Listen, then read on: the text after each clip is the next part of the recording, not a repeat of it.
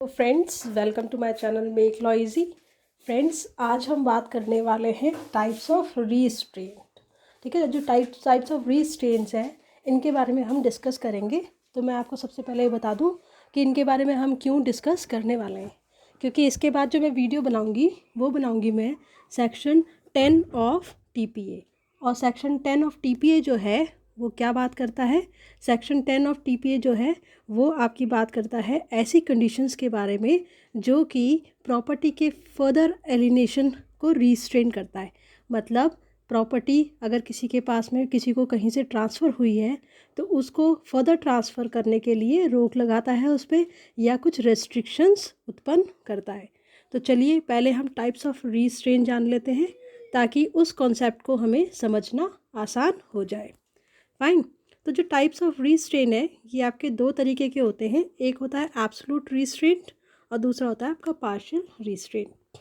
तो जो आपका एब्सोल्यूट रीस्ट्रेंट है, जैसे आपका नाम से ही पता चल रहा है कि ये होता क्या है कि बेसिकली एब्सोल्यूट रीस्ट्रेंट का मतलब होता है कि वो रिस्ट्रेन या वो आप बोलते नहीं, आपको कोई भी ऐसी कंडीशन अगर कोई लगा देता है कि जिसकी वजह से किसी पर्सन का जो राइट होता है प्रॉपर्टी को ट्रांसफ़र करने का, फर्दर ट्रांसफ़र करने का, वो पूरा का पूरी तरीके से मतलब चला जाता है, या हम कह सकते हैं ब्लॉक हो जाता है, या उसमें बाधा उत्पन्न होती है। ठीक है ना, तो वो आपका एब्सोल्यूट रिस्ट्रेंट होगा। ठीक है ना, तो इसको चलिए एक बार मैं रीड कर लेती हूँ आपके लिए ताकि आपको उसमें थोड़ा सा कन्फ्यूजन ना हो। An absolute restraint is such a restraint which completely takes away the right of transferee to alienate or dispose of the property. Fine. तो ये आपका जो एब्सोल्यूट रिस्ट्रेंट होता है वो आपका वो रिस्ट्रेंट होता है जो कि ट्रांसफरी जो होता है। अब ट्रांसफरी कौन होता है? जिसको प्रॉपर्टी ट्रांसफ़र की गई है। ठीक है ना, जिसको प्रॉपर्टी ट्रांसफ़र की गई। जैसे मान लीजिए ए है, ये आपका बी है, तो ए ने अपनी कोई प्रॉपर्टी ट्रांसफ़र करी बी को, तो यहाँ पर ए ट्रांसफरर हो जाएगा और बी होगा आपका transferee.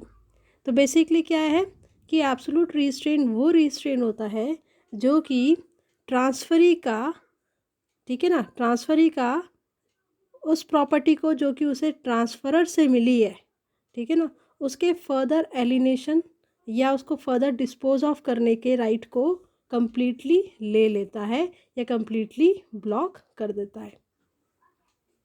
The transferee can now no longer transfer his interest in the property to another person, and he has no freedom to do what he wants with the property in his capacity as the owner of the property.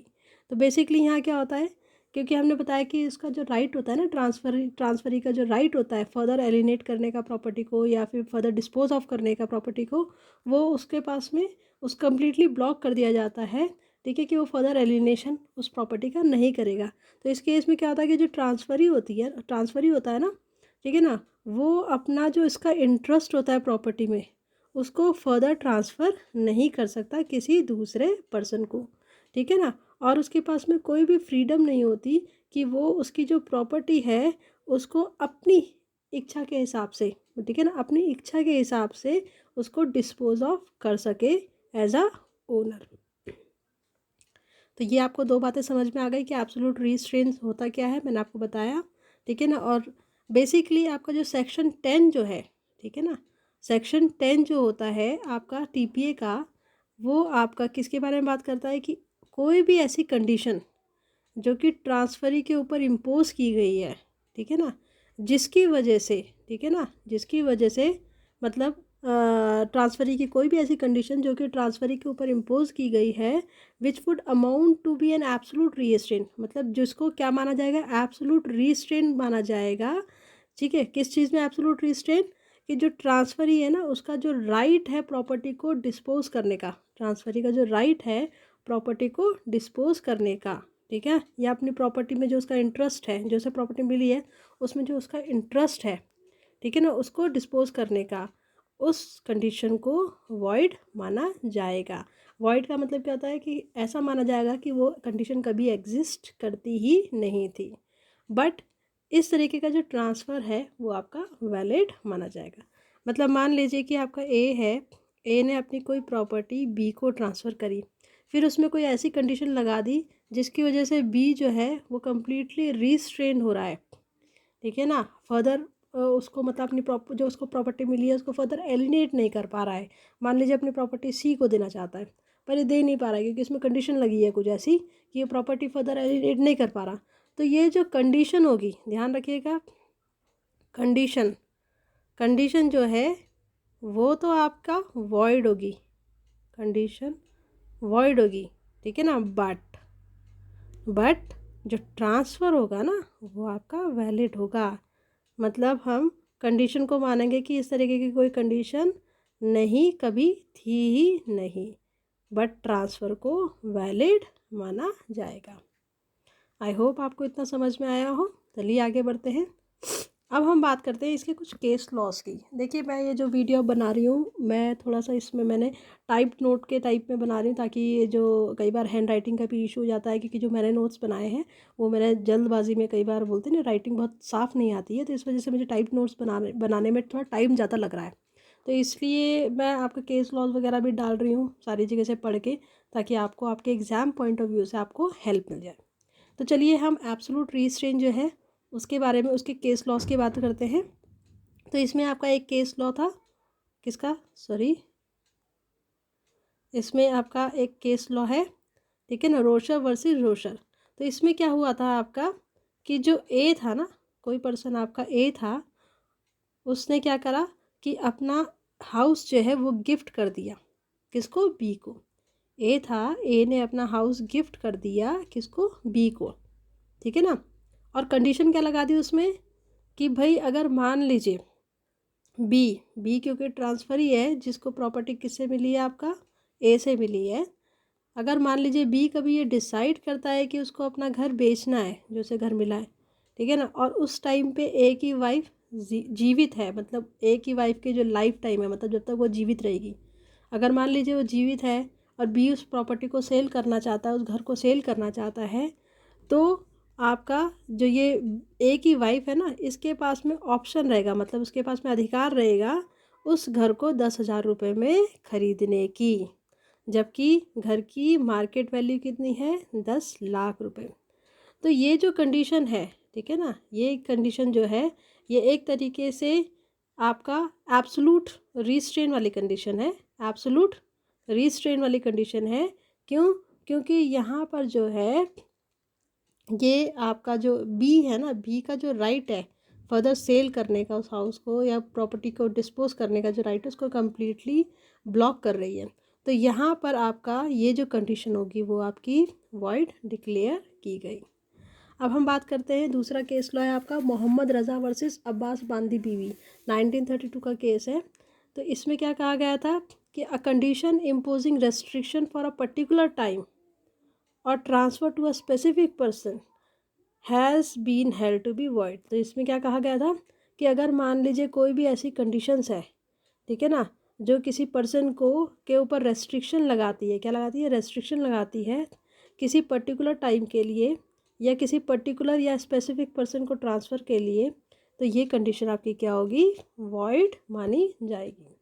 अब हम बात करते हैं partial रीस्ट्रेन की। देखिए section 10 जो है TPA का वो आपका पार्शियल रीस्ट्रेन की बात नहीं करता है, वो आपका एब्सोल्यूट रीस्ट्रेन की, इसमें जो भी आपको एग्जांपल्स मिलेंगे वो एब्सोल्यूट रीस्ट्रेन्स के एग्जांपल मिलेंगे। तो पार्शियल रीस्ट्रेन में क्या होता है आपका पार्शियल रीस्ट्रेन में क्या होता है कि पार्शियल रीस्ट्रेन वो कंडीशन होती है जो कि किसी पर्सन का जो राइट है, ट्रांसफरी का जो राइट है प्रॉपर्टी को या अपने इंटरेस्ट को डिस्पोज करने के लिए, ठीक है ना, प्रॉपर्टी में जो उसका इंटरेस्ट है या प्रॉपर्टी को डिस्पोज करने के लिए जो उसका राइट होता है फर्दर डिस्पोज करने के लिए, ये ध्यान रखिएगा, जो राइट होता है उसको पार्शियली ब्लॉक करती है, मतलब कंप्लीटली ब्लॉक नहीं कर रही है, कैसे कर रही है, पार्शियली ब्लॉक करती है।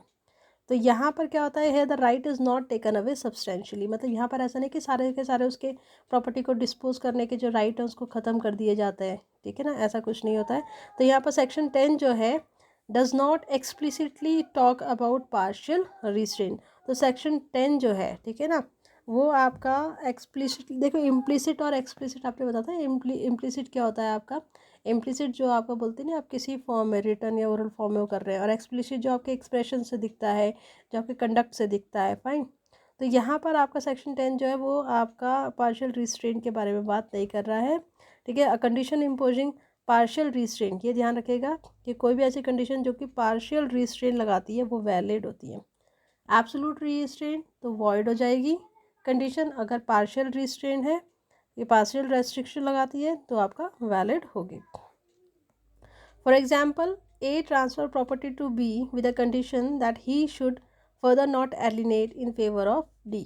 मान लीजिए यहाँ पर क्या है कि ए ने क्या करा, ए ने बी को कोई प्रॉपर्टी अपनी दे दी उसको, ठीक है, ट्रांसफ़र करी, और उसमें एक कंडीशन लगा दी कि भाई वो बी के फेवर में प्रॉपर्टी एलिनेट नहीं कर सकता, मतलब वो प्रॉपर्टी डी को नहीं दे सकता, किसी भी कंडीशन में वो प्रॉपर्टी डी को नहीं दे सकता, क्योंकि जो डी है वो किसका कॉम्पिटिटर है, वो ए का कॉम्पिटिटर है।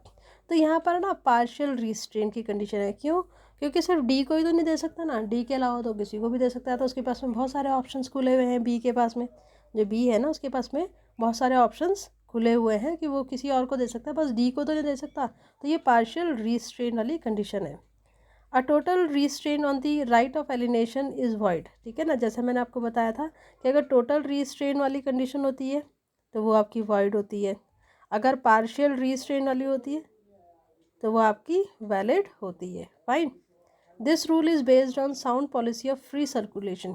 ये जो रूल है वो किस पे बेस होता है आपका, कि फ्री सर्कुलेशन होता रहे, प्रॉपर्टी का जो है वो फ्री सर्कुलेशन होता रहे। अगर भाई कंप्लीटली ब्लॉक कर दोगे तो प्रॉपर्टी का फ्री सर्कुलेशन कैसे होएगा, है ना, या कुछ ऐसी कंडीशंस लगा दोगे कि जो भाई आपका आप किसी को भी नहीं दे सकते हो, तो प्रॉपर्टी तो किसी के पास में, ये एक ही के पास रह जाएगी, वो आगे सर्कुलेट हो ही नहीं पाएगी। A condition which is imposed in the bylaws that the property cannot be sold to non-parties will operate as valid condition। कि अगर जैसे बायलॉज में, किसी बायलॉ में अगर ये कहा गया है कि प्रॉपर्टी जो है नॉन पार्सी को नहीं दी जा सकती है तो वो आपकी वैलिड कंडीशन होगी। क्यों? क्योंकि भाई आपका नॉन पार्सी को तो नहीं दी जा सकती है, उसके अलावा औरों को दी जा सकती है। तो इसमें आपका केस लॉ है आपका, देखिए केस लॉ क्या है आपका, इसमें आपका माता प्रसाद वर्सेस नागेश्वर सहाय एक का केस था। There was a dispute regarding succession between, हाँ यहाँ पर एक डिस्प्यूट था, ठीक है ना, किसके बीच में, आपका एक विडो के बीच में और नेफ्यू के बीच में, मतलब किसी प्रॉपर्टी को, मान लीजिए ये कोई प्रॉपर्टी हाउस, ठीक है ना, इसको लेके जो जिस पर्सन का ये हाउस था उसकी विडो और नेफ्यू के बीच में आपका कोई क्या था, सक्सेशन को लेके, भाई किसके पास जाएगी ये प्रॉपर्टी, उसको लेके कोई डिस्प्यूट था। तो वहाँ पर कॉम्प्रोमाइज़ हुआ कि आपका जो विडो है उसके पास में उसका पोजेशन, उस प्रॉपर्टी का पोजेशन रहेगा, मतलब वो उसको पोजेस कर सकती है, पर जो टाइटल है ना, प्रॉपर्टी का टाइटल किसके पास में जाएगा, नेफ्यू के पास में। और यहाँ पर एक रेस्ट्रिक्शन भी लगाई गई कि अगर मान लीजिए नेफ्यू जो है वो आपका इस प्रॉपर्टी को एलिनेट नहीं कर सकता है during the life time of the widow की लाइफ टाइम के दौरान वो उसको एलिनेट नहीं कर सकता। तो यहाँ पर क्या हेल्ड किया गया, यहाँ पर ये हेल्ड किया गया कि जो कॉम्प्रोमाइज़ था, ठीक है ना, कॉम्प्रोमाइज़ और कंडीशन जो थी वो आपकी वैलिड थी इस केस से रिलेटेड। ओके, अब हम बात करेंगे classification of restraints on alienation of property. तो चलिए बात कर लेते हैं कि classification of restraints on alienation of property. तो यहाँ पर क्या किस तरीके से आपका ये जो रिस्ट्रेंट्स है उनको क्लासिफाई किया गया है, और ये रिस्ट्रेंट मतलब ये रेस्ट्रिक्शंस किस पे लगाई गई हैं, प्रॉपर्टी के एलिनेशन से रिगार्डिंग, मतलब प्रॉपर्टी को फर्दर डिस्पोज करने से, फर्दर ट्रांसफ़र करने के रिगार्डिंग। तो यहाँ पर जो है ये जो आपका रेस्ट्रिक्शन है, ठीक है ना, वो आपका किस किस तरीके से हो सकता है आपका, इन रिस्पेक्ट टू टाइम हो सकता है, in respect to person, in respect to consideration और इन रिस्पेक्ट टू पर्पस। देखिए मैं इसे बहुत ज़्यादा इलेबोरेट नहीं करूँगी, मैं इसको बस आपको शॉर्ट में बताती हूँ कि जहाँ पर बात करते हैं restriction imposed with respect to time, अगर कोई आपकी ऐसी कंडीशन जो कि इम्पोज की गई है, कोई भी ऐसी कंडीशन जो कि इम्पोज की गई है ट्रांसफरी के ऊपर, ठीक है ना, जिसकी वजह से, ठीक है ना, वो उसे मतलब ऐसी कंडीशन जो कि उसे कम्प्लीटली रेस्ट्रिक्ट करती है प्रॉपर्टी को सेल करने से पर्टिकुलर पीरियड ऑफ टाइम, ठीक है ना, किसी पर्टिकुलर पीरियड के लिए उस प्रॉपर्टी को सेल करने से कम्प्लीटली रेस्ट्रिक्ट करती है, तो वो आपकी कंडीशन कैसी होगी, आपकी वॉइड मानी जाएगी। कंडीशन कैसे मानी जाएगी, वॉइड मानी जाएगी। पर मान लीजिए, ठीक है, इसमें बात क्या है, मान लीजिए कि अगर वो कंडीशन जो कि ट्रांसफरर ने लगाई है। किसने लगाई है? ट्रांसफरर ने लगाई है ट्रांसफरी के ऊपर।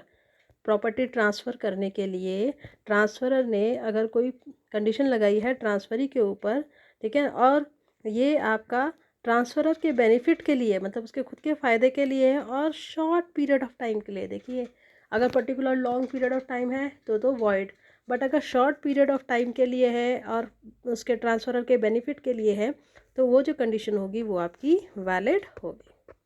अब हम बात करते हैं restrictions impose with respect to consideration, ठीक है ना। अब इसमें कंसीडरेशन मतलब जो उसके बदले में मिल रहा है, फाइन। तो अगर मान लीजिए कोई इस तरीके की कंडीशन लगाई जाती है, मान लीजिए कोई ऐसी ट्रांसफरर जो है वो कोई ऐसी कंडीशन इम्पोज करता है ट्रांसफरी के ऊपर कि उसे जो उसे प्रॉपर्टी मिली है ट्रांसफरर के ज़रिए, जो उसे प्रॉपर्टी मिली है वो उसे किसी फिक्स प्राइस पे ही बेच सकता है, या फिर उसे डायरेक्ट करता है ट्रांसफरर, ठीक है ना, कि वो जो प्रॉपर्टी है वो उसे मार्केट प्राइस पे ही सेल करेगा और उसके जो भी सेल प्रोसीड्स होंगे, मतलब सेल से उसे जो भी चीज़ मिलेगी वो किसी उसका कुछ एक पर्टिकुलर अमाउंट जो है वो किसी स्पेसिफिक पर्सन को देगा या किसी स्पेसिफिक पर्पस के लिए देगा। तो इस तरीके की जो भी कंडीशंस होंगी ना वो आपकी, जो कि एक तरीके से उसको कम्प्लीटली रिस्ट्रेन कर रही है ट्रांसफरी को फर्दर एलिनेशन के रिगार्डिंग, तो वो आपकी कंडीशंस आपकी वॉइड होंगी, ठीक है। सच conditions can not be impose by transferor, ठीक है ना। तो ट्रांसफरर ऐसी कोई भी कंडीशन नहीं लगा सकता है ट्रांसफरी के ऊपर जो कि उसे एब्सोल्युटली रिस्ट्रेन करता है फर्दर एलिनेट करने से प्रॉपर्टी, फाइन। अब हम बात करते हैं restraint imposed with respect to time. तो जब मान लीजिए कोई भी ऐसी रेस्ट्रिक्शन, ठीक है ना, जो कि कोई भी ऐसी रेस्ट्रिक्शन जो कि ट्रांसफरर लगाता है, ठीक है ना, ट्रांसफरी के ऊपर, जो कि ट्रांसफरी को डायरेक्ट करती है, ठीक है, कि वो आपका सेल कर सकता है प्रॉपर्टी, ठीक है, he can only sell it after obtaining the prior approval of any specific person, ठीक है ना। मान लीजिए कि ट्रांसफ़रर जो है वो आपका ट्रांसफरी के ऊपर कंडीशन लगा देता है ट्रांसफ़र करने पे कि जब अगर उसे कभी सेल करना हो तो उसे वो किसी प्रायर, मतलब किसी पर्टिकुलर पर्सन का, किसी स्पेसिफिक पर्सन का प्रायर अप्रूवल उसे लेना ज़रूरी है। तो इस तरीके की जो रेस्ट्रिक्शंस है वो भी आपका क्या माना जाता है, प्रॉपर्टी को आगे फर्दर एलिनेट करने के लिए एक बैरियर की तरह काम करेगा, ठीक है ना। तो ये जो कंडीशन होगी ये भी आपकी कैसी होगी, वॉइड मानी जाएगी। पर मान लीजिए कि ऐसी इफ़ अ कंडीशन, अगर मान लीजिए कोई ऐसी कंडीशन है कि that he can only transfer it to specific person, ठीक है ना। अगर मतलब मान लीजिए कोई ऐसी कंडीशन लगा दी जाती है कि सिर्फ वो किसी स्पेसिफिक पर्सन को ही सेल कर सकता है, तो वो पार्शियल भी हो सकती है और एब्सोल्यूट भी हो सकती है।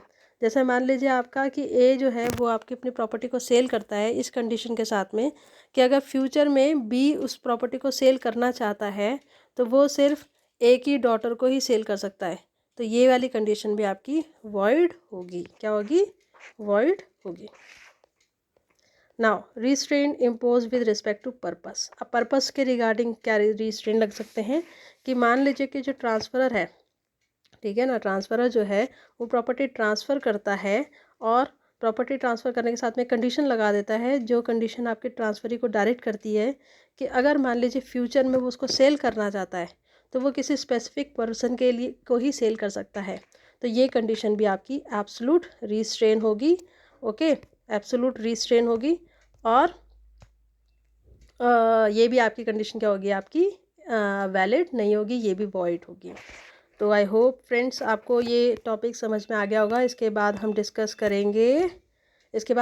करेंगे आपका कंडीशंस रिस्ट्रेनिंग एलिनेशन, जो कि सेक्शन 10 ऑफ टीपीए है और इम्पॉर्टेंट सेक्शन है।